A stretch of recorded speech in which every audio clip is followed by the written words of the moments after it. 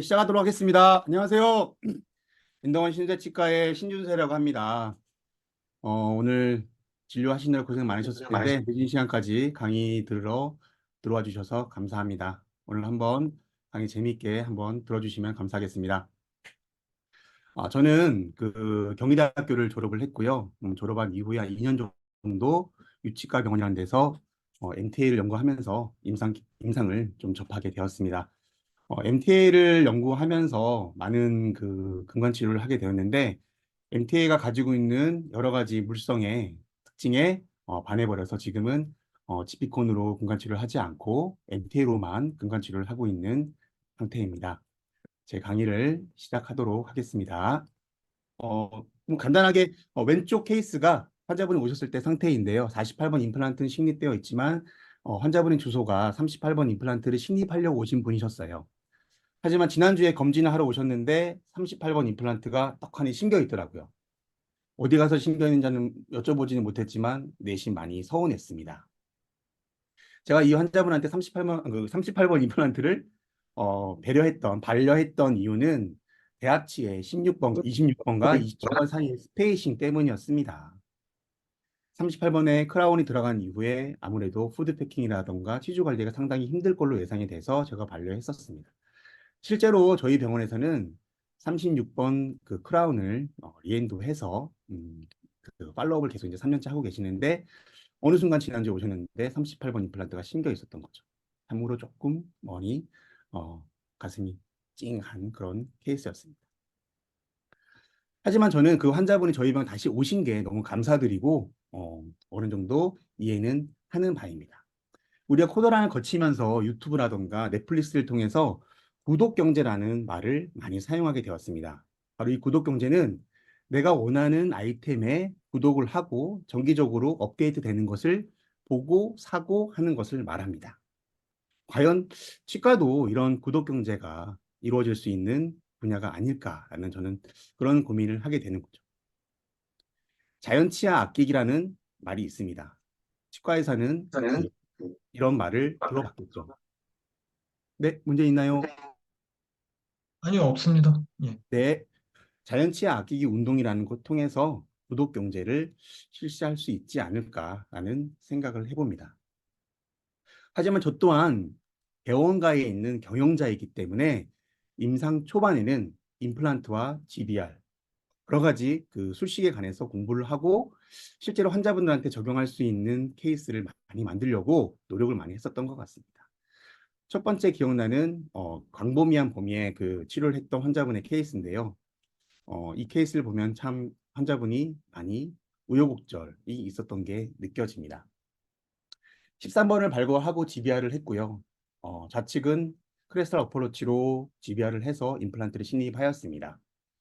10번 때는 고라가 진행된 것을 확인한 후에 추가적으로 임플란트를 신입을 하고 순차적으로 임플란트를 진행을 했던 케이스입니다.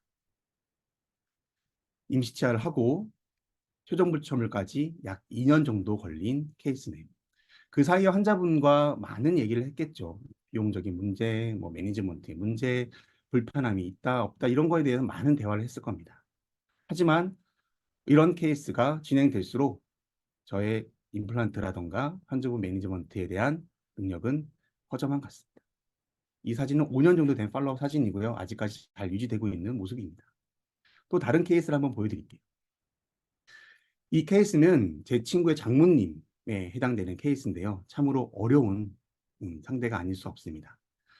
주소는 좌측에 식사할 때 많이 아프다라는 주소로 오셨기 때문에 좌측에 치아를 발거를 하고 임플란트를 하는 것을 먼저 치료를 시작하였습니다. 이런 식으로 치료를 시작하게 된 거죠.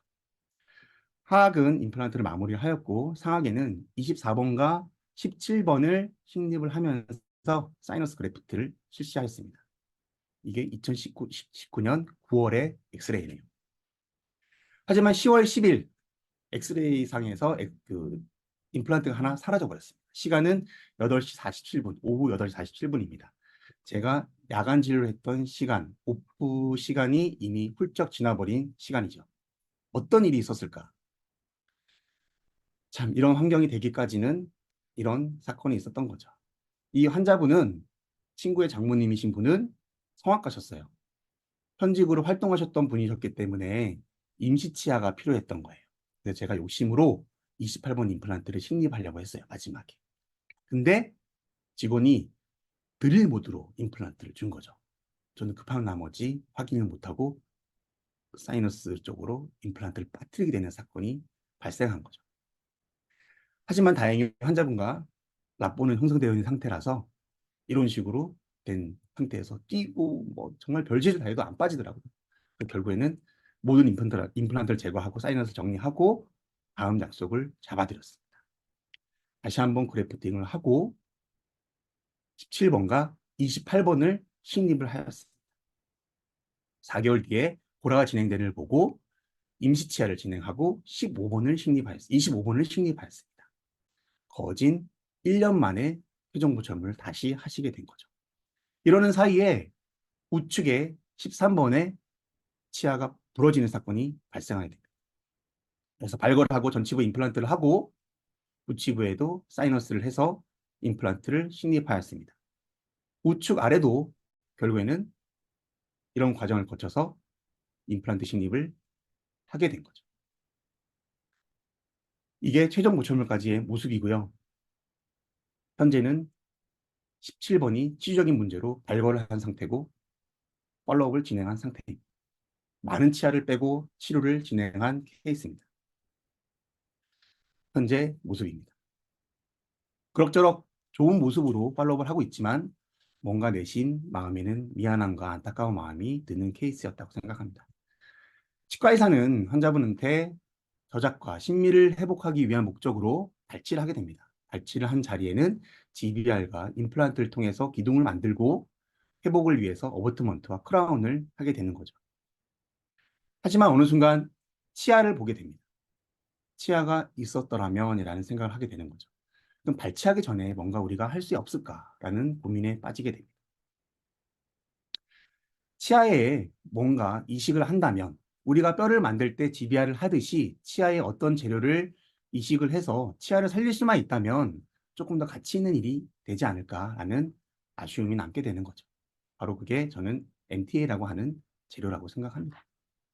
우리는 학교에서 치아를 보존하는 술식을 많이 배웠습니다. 시주과, 보존과, 고철과 등등을 돌면서 많은 케이스를 보고 경험을 했었죠. 금관 치료를 통해서 또는 재금관 치료를 통해서 이어진 여러 술식을 통해서 치아를 보존하고 아끼는 방법을 교과서에서 배우고 실제로 임상에서 배워왔습니다.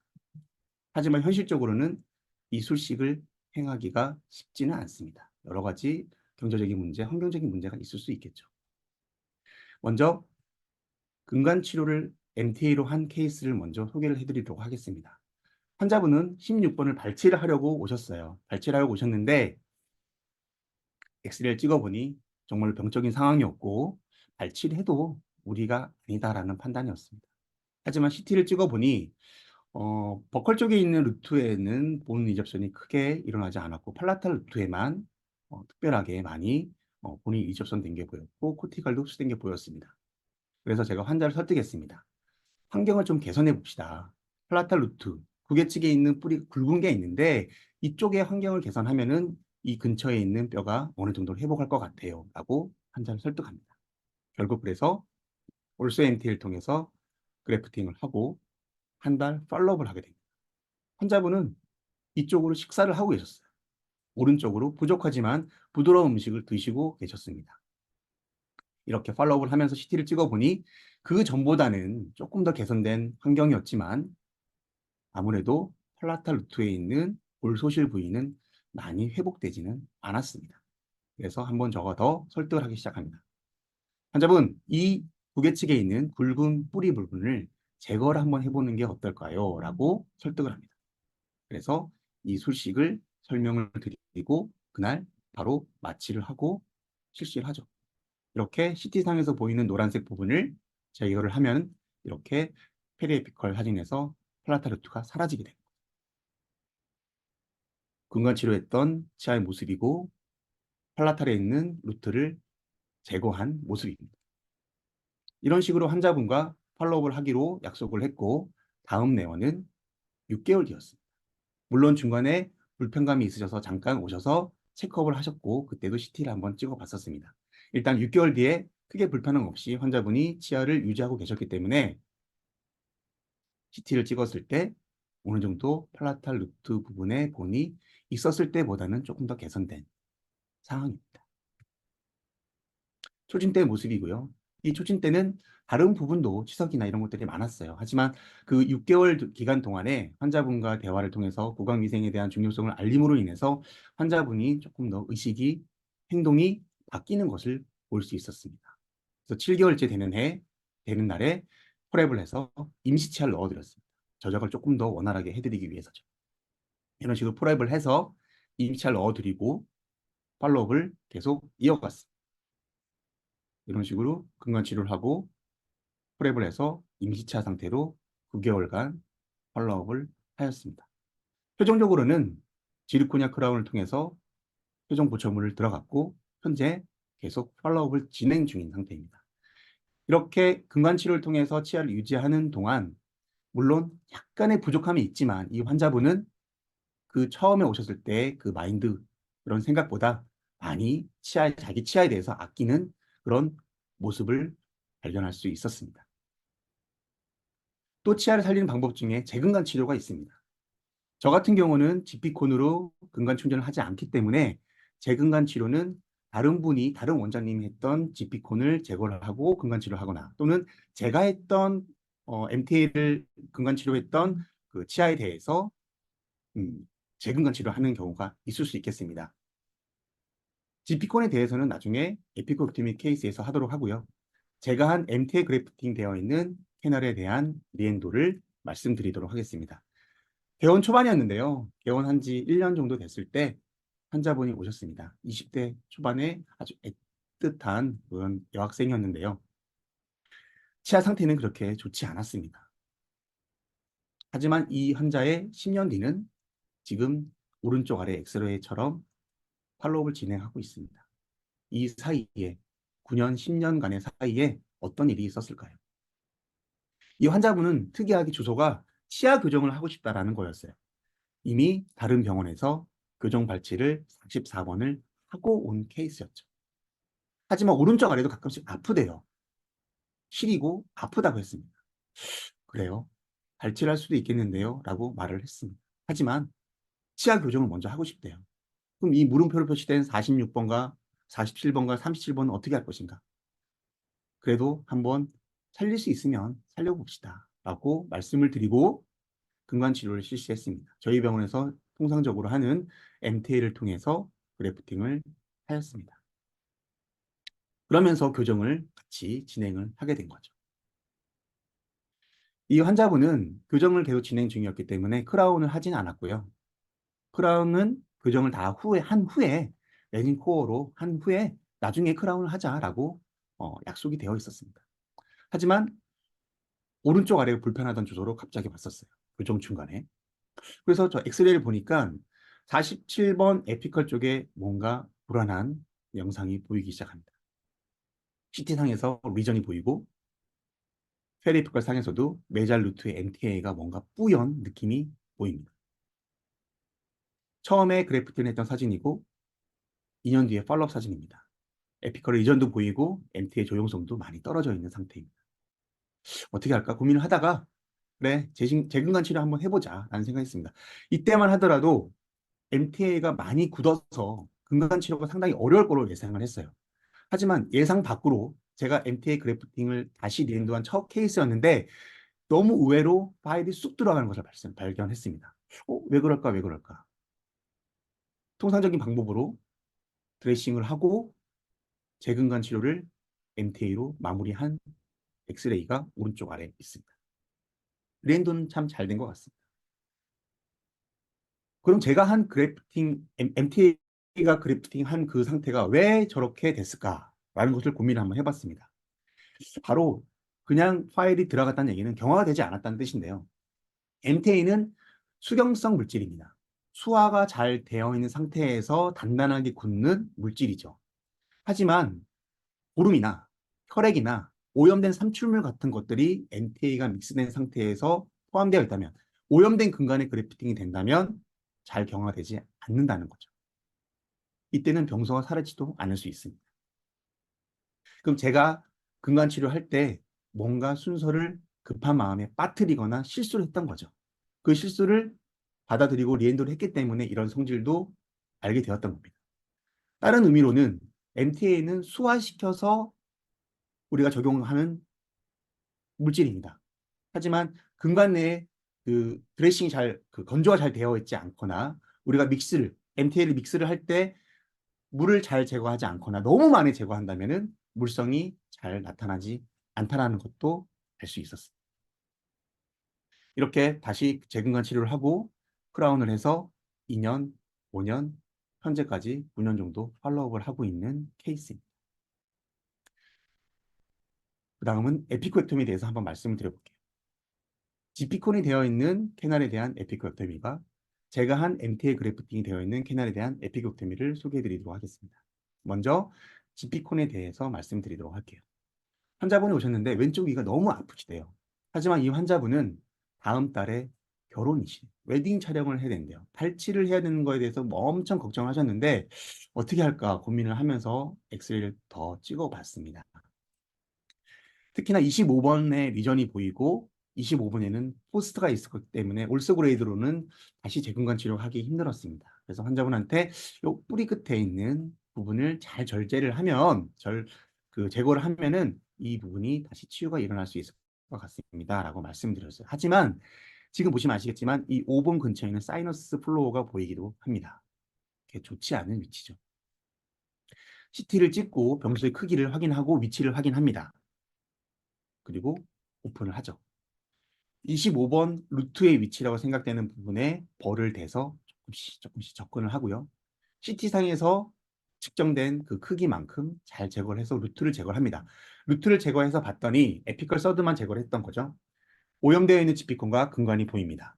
그럼 이거를 제거를 해야 될 것 같은데 사실 이거 제거하기가 쉽지가 않습니다. 저는 그 세틀렉이라 하는 기구가 있습니다. 액티용사에서 나오는 세틀렉이라고 하는 재료 그 기구가 있는데 여기에 보면은 여기에 그 레트로그레이드로 와동을 형성할 수 있는 엔도 팁이 있습니다. 그 엔도 팁을 이용해서 기계적으로 지피콘을 추가적으로 제거를 하고 와동을 형성했던 겁니다. 이런 식으로 제거해서 레트로그레이드의 와동을 형성을 합니다. 그리고 MTA를 시작을 하게 되면 오른쪽 엑스레이처럼 어, 조형성이 있는 MTA가 들어가게 되는 거죠. 제가 사용했던 MTA는 레트로 MTA입니다.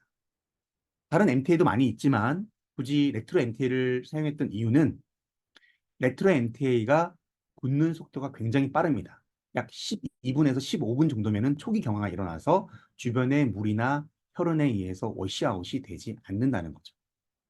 다루기가 쉽고 워시아웃이 되지 않는다는 특징 때문에 레트로 MTA를 사용해서 케이스를 마무리를 하였고 1주, 한 달, 3달, 6개월을 거쳐서 지금 현재 4년째 팔로우업을 하고 있었습니다.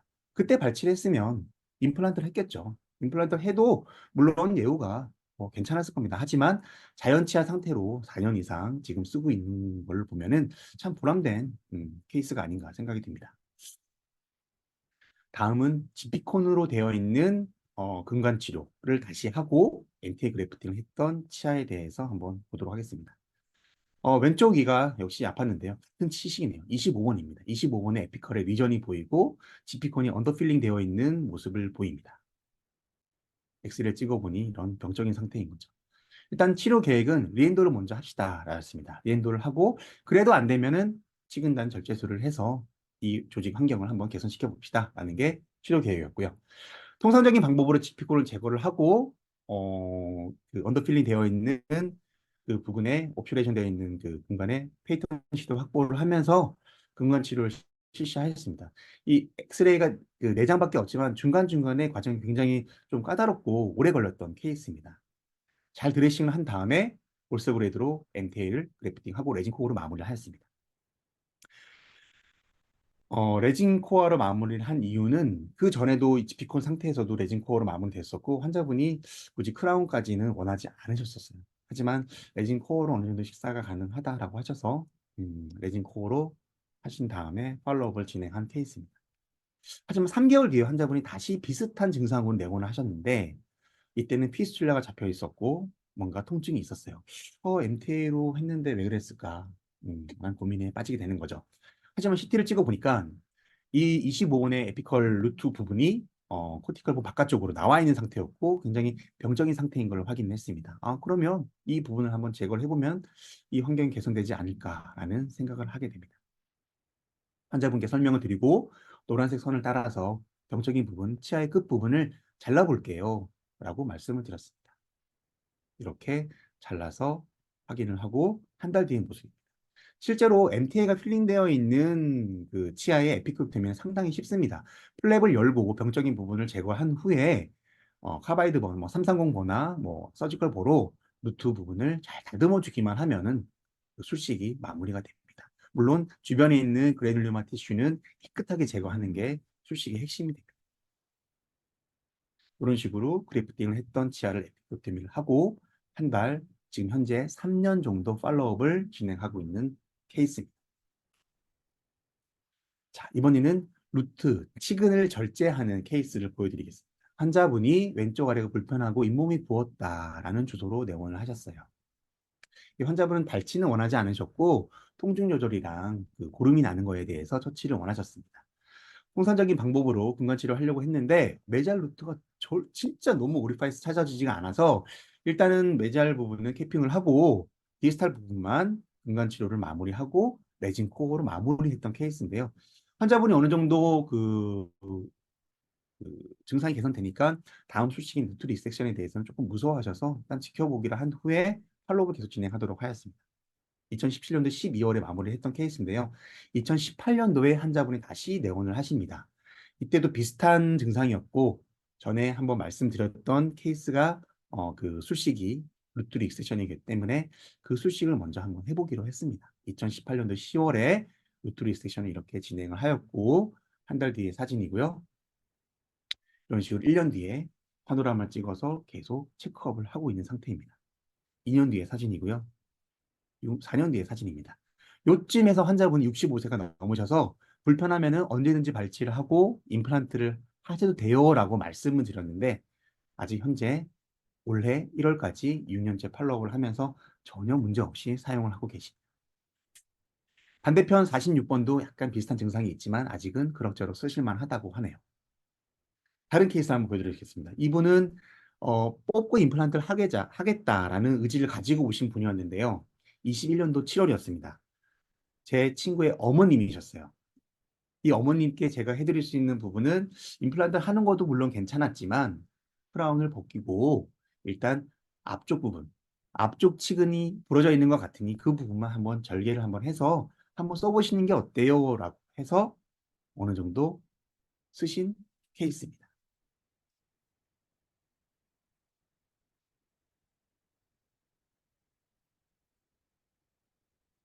반칙 절제를 해서 쓰신 케이스고요.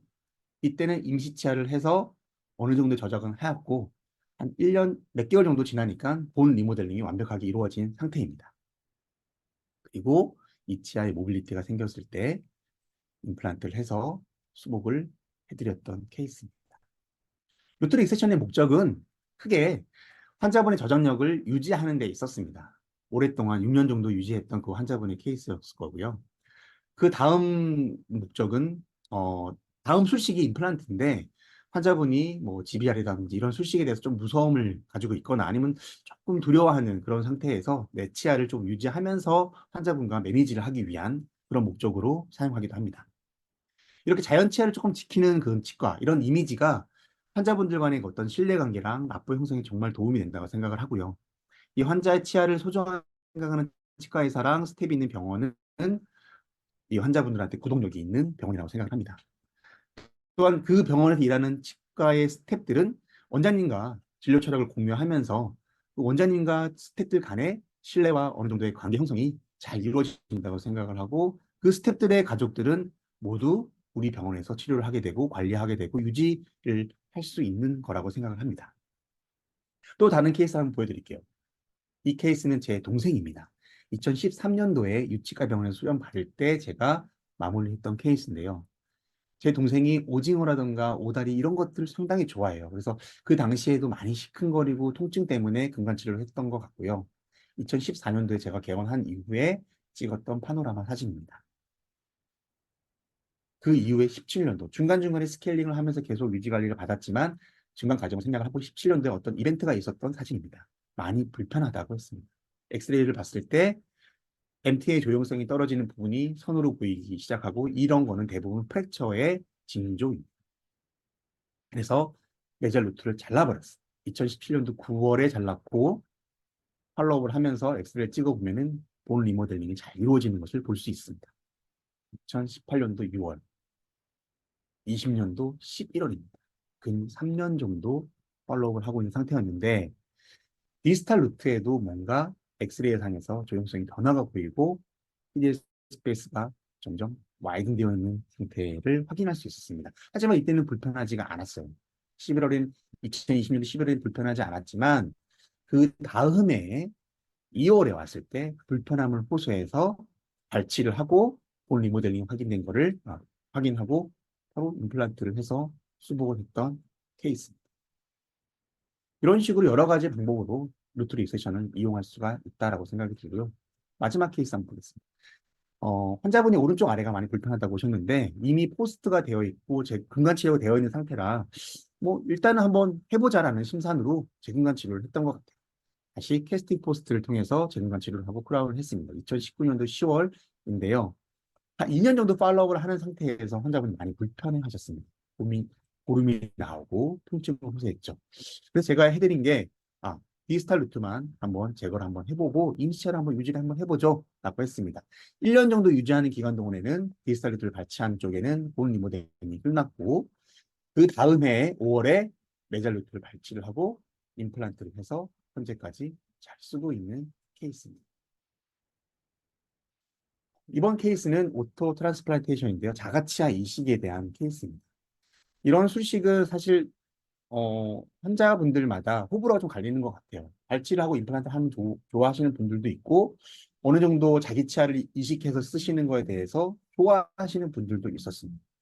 저는 제가 한 케이스를 몇 가지 보여드리도록 할게요. 18번에 동그라미 쳐져 있고 27번에 동그라미 쳐져 있습니다. 처음에 오실 때 사진이고요. 그 다음에 오셨을 때 환자분이 이런 상태로 오셨어요. 27번이 크라운이 뽀개져 있는 상태. 하지만 이 치아를 살릴 수가 없었어요. 루트 캐리어스가 너무 심했기 때문에 도저히 살린다라는 말씀은 못 드리고 사랑니를 한번 이용해서 어머님 치아를 한번 쓰시도록 한번 해볼게요 라고 말씀을 드렸습니다. 그래서 27번은 없어지고 18번은 옮겨서 다시 기능을 할 수 있는 치아로 만들어 드린 거죠. 다시 정리를 하자면 27번을 발치하고 18번 뽑아서 27번 자리에 꽂고 근간 치료를 통해서 수복을 한 다음에 표정 보정까지 한 케이스입니다. 또 비슷한 케이스인데요. 20대 후반의 회사원이었어요. 27번이 거의 포석포석한 상태로 오셨고 루트가 거의 시커먼 상태로 오셨어요. 27번 발치를 하고 임플란트를 하기 위해서 오신 거죠. 제가 설명을 드렸습니다. 27번 발치는 오케이. 하지만 28번을 한번 사용해 보는 게 어떨까요? 라고 말씀을 드렸습니다. 27번을 발치하고 28번을 그 자리에 꽂아드렸습니다. 통상적인 방법입니다. 27번을 발치하고 28번을 근간 치료를 하면서 그 자리에 꽂아드렸습니다. 근간 치료를 마무리하고 호화를 통해서 최종 수복물까지 진행한 상태입니다. 저는 나름 의미가 있는 술식이라고 생각을 하고 환자분도 만족도가 굉장히 높았던 케이스였습니다. 또 다른 케이스인데요. 이 환자분한테는 제가 참 죄송합니다. 발치를 했으면 조금 더 쉬웠을 텐데 제가 우기고 우겨서 리엔도를 했던 케이스. 왜 우겼는지는 전 잘 모르겠어요. 아직. 일단 이런 환경이 있습니다. 골드 크라운을 벗기고 개신경치를 한번 해볼게요 라고 말씀을 드렸습니다. 하지만 벗겨보니 치아 상태가 그렇게 녹록하지가 않아요. 루트는 갈라진 게 보이고 크라운 쪽에 있는 치질은 포석포석하고 프랙처 라인이 보입니다. 일단 제가 해드린 말이 있었기 때문에 통상적인 근간 치료를 시작을 하고 마무리를 했습니다. 하지만 이 케이스는 제가 MTA를 이엔도 했던 케이스랑 비슷하게 메지알 루트 쪽에 엑스레이 조형성이 희미한 것을 보이게 됩니다. 당연히 엑스레이로만 봐도 J-쉐입의 전형적인 루트 프랙처의 케이스입니다. 하지만 제가 약간 욕심을 부렸던 것 같아요. 이런 식으로 코어를 한 다음에 임시차를 한번 해드려 봤습니다. 아까 말씀드린 것처럼 메잘 루트의 엑스의 조용성이 많이 떨어져 있는 걸 볼 수 있습니다. 2주 뒤에 환자분이 오셨어요. 예상했던 바이기도 하지만 좀 기대를 했었는데 많이 아쉽더라고요. 메잘 루트가 박살이 나서 왔습니다.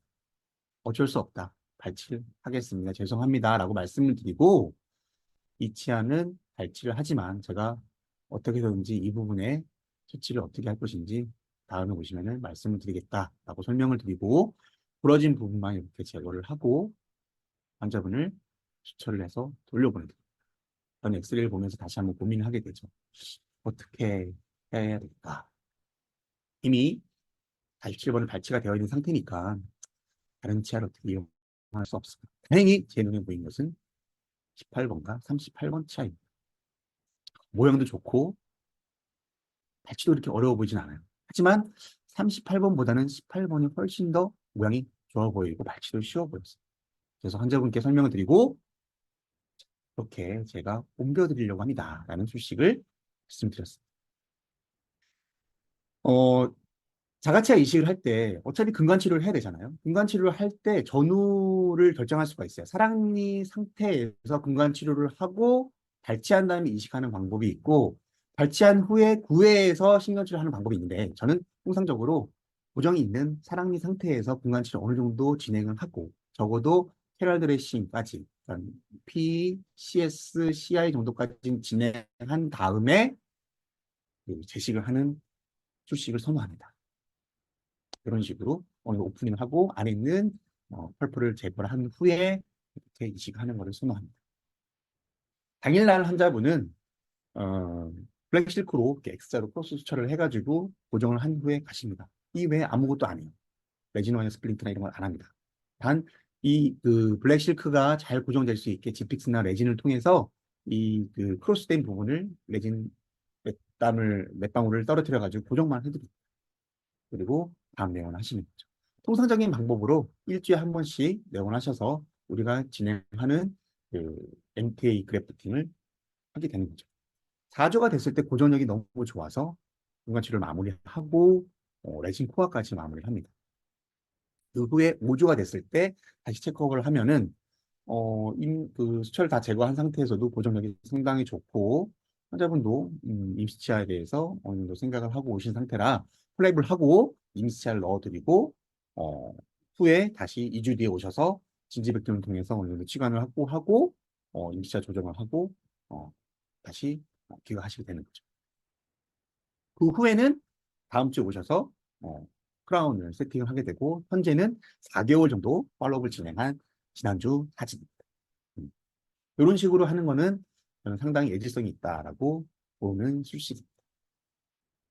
여태까지 MTL을 사용해서 여러 가지 술식이 있었죠. 근관치료 뭐 여러 가지 술식이 있었는데 이 자가치아 이식은 명시되어 있는 비급여 치료입니다. 이 모든 과정이 발치, 근관치료 뭐 여러 가지 과정이 모두 비급여화 할 수 있는 술식입니다. 유일한 술식이죠. 요거는 좀 알아두시면 좋을 것 같습니다. 자, 이제 마지막 두 케이스가 남았는데요. 트라우마에 관련된 치아의 조치입니다. 운동하다가 넘어져서 치아가 깨졌다는 주소로 내원한 환자인데요. 안타깝게도 제 선배 아들이었습니다. 16살, 15살 정도 되는 어린 아이였는데요. 넘어져서 치아가 이렇게 깨져서 왔는데 통증은 없지만 물 마실 때마다 시려요 라고 하는 주소로 왔습니다. 아슬아슬한 펄프혼이 관찰되고 있고요. 어떻게 할까 고민을 하다가 저는 파셜 펄퍼토미를 진행하도록 결정을 했습니다. 증상이 없었고 아직 어리기 때문에 이 충혈된 부위만 잘 제거를 하고 소독을 한 후에 MTA를 적용을 하면은 예후가 좋지 않을까라는 기대를 하게 됩니다. 이렇게 MTA를 이때도 레트로 MTA를 사용했습니다. 이때 레트로 MTA 사용한 이유는 일단 변색이 없어야지 돼요. 레트로 MTA가 특징 중에 하나가 속경성, 빨리 굳는다는 장점도 있지만 지르코늄 옥사이드가 들어가 있는 조영제가 지르코늄 옥사이드입니다. 보통은 비스무스 옥사이드거든요. 근데 그거는 변색이 되면 검정색으로 환원이 되기 때문에 보통 지르코늄 옥사이드가 들어가 있는 엔테인, 레트로 엔테인을 사용해서 펄포토미나 펄페토미를 진행하고 있습니다. MTA를 시작을 하고 이렇게 MTA를 믹스해서 나오는 그 사진인데요. 이따가 그 동영상을 한번 보여드리도록 하겠습니다. 통상적인 방법으로 MTA를 이렇게 믹스를 해서 이런 식으로 믹스를 해서 시작을 하게 됩니다. 동영상을 한번 보여드리도록 할게요. 레트로 MTA를 믹스할 때 가장 중요한 것은 한 번에 많은 양을 믹스하는 게 아니고 제조사에서 추천했던 두세 방울을 준비를 하고 옆에 가루를 준비합니다. 가루를 물 쪽으로 또는 물을 가루 쪽으로 옮겨가면서 적시듯이 가루에 물이 적셔지듯이 믹스를 하게 됩니다. 그럼 막 섞는 게 아니라 젖혀지게끔 웨팅을 시킨다라고 생각하면 됩니다. 물을 조금씩 가져오고 반짝반짝한 면이 보이도록 막 섞는 게 아니라 조금씩 물을 갖다 대면서 가루에 물을 적신다라고 생각하면 좋을 것 같습니다. 지금 같은 경우는 물이 조금 많죠? 그러면은 거즈를 통해서 물을 조금 빨아들이는 그런 액션을 취하면은 조금 꾸덕꾸덕한 MTA가 만들어지게 됩니다. 이 영상이 한 1분 30초에서 2분 정도 되거든요. 그 사이에 어느 정도 믹싱이 이루어져야 시작하기가 좋은 MTA가 만들어지고요. 너무 길게 끄시면 굳어버리기 때문에 그 시간은 1분 30초에서 2분 정도 내로 믹스를 하시면 좋을 것 같습니다.